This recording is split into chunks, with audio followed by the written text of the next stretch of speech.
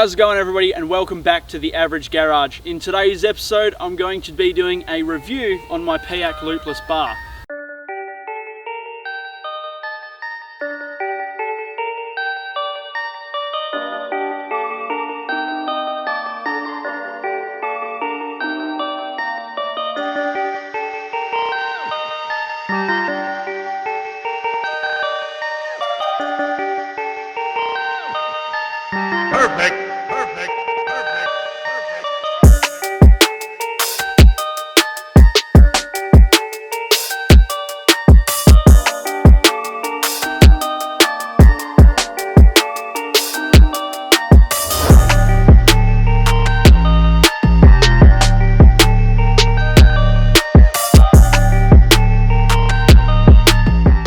How's it going, everybody, and welcome back to The Average Garage. In today's episode, I'm going to be doing a review on my Piak Loopless Bar.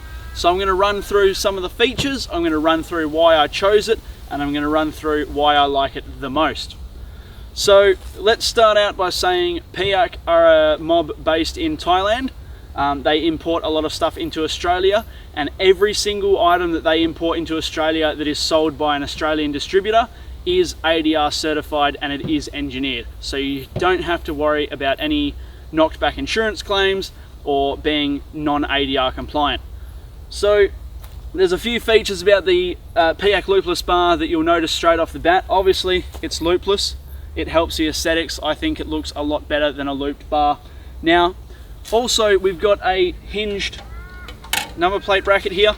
This is great when you're winching, so you can just hinge your number plate up and then it's out of the way. You can run your cable out or your synthetic rope, hook it around a tree, do what you need to do. Now we move over, you got your fog lights here. The fog lights are great. A lot of people don't like them because they don't point forwards, but that's what you have light bars and spotties for. These are actually really well placed in my opinion because they come out just to the side in front of you. So while you're going through the tracks at night and you've got these on, you can actually see just what's off the side of the track. It's worth noting that the Piak bars suit all the models of Pajero, including the Exceed. So it's got provisions for front parking sensors, it's got provisions for headlight washers.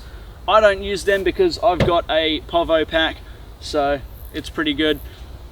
A lot less to worry about. But yeah, it's got rubber bumpers on the front, which I can tell you they work and they do soften the blow. I've nudged a few concrete walls in the time that I've had this bar, and it does soften the blow. It's a lot better than concrete versus steel. So you'll notice I've got my winch coming out the front, the synthetic rope and the hook. They're actually on my Piak recovery points. So the Piak recovery points tie in with the Piak bars and how they're all mounted up, the bracketry, all that sort of stuff. It all interlocks with itself. Now you might notice, I don't know if you guys can see or not, but there are wing plates underneath. These offer great protection while you're off-road. They come stock with the bar, which is always good, and they're very easy to fit. You have to fit them anyways, but they look good, they're protection, it's free, comes with the whole kit and caboodle, it's great. Now, the reasons I chose Piak as my loopless bar, there are many on the market. One of the biggest reasons is your approach angle. So you've got plenty of clearance up the front here between the wheel, so you're not going to hit your bar and then hit a wheel, or you're not going to munch everything else before you touch your wheel on your rock or whatever obstacle you're trying to cross. Another main reason I like the Piak bar is for how slim it is. So a lot of bars hang about a foot over the front of the car.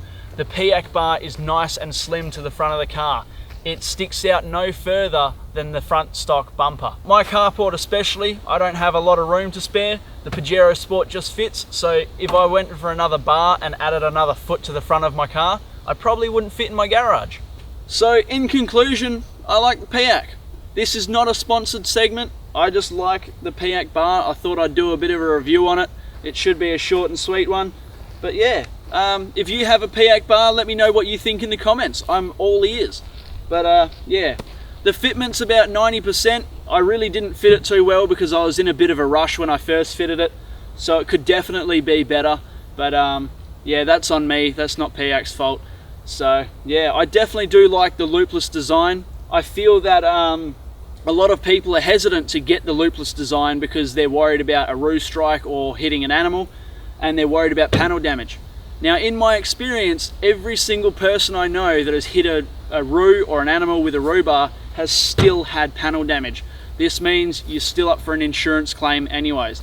I figure with the loopless bar, you're protecting the vitals, your intercooler, your radiator, all the stuff that's important up front is protected.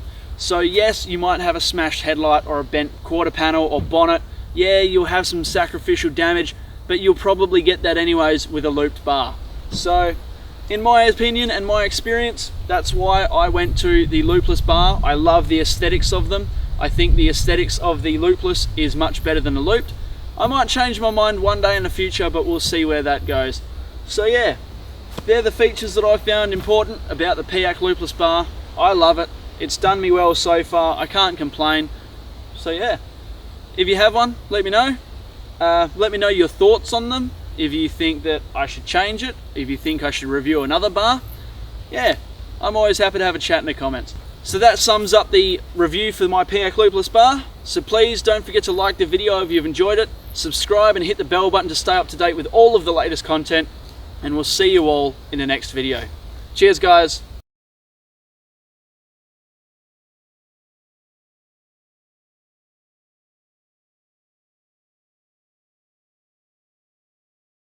It's worth noting that the Piak Loopless Bar and all of the Piak range suit all of the models. So that's the Exceed and the GLS.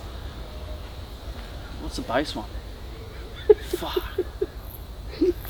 You'll notice the rope comes down and the... Oh, what's this fucking hook?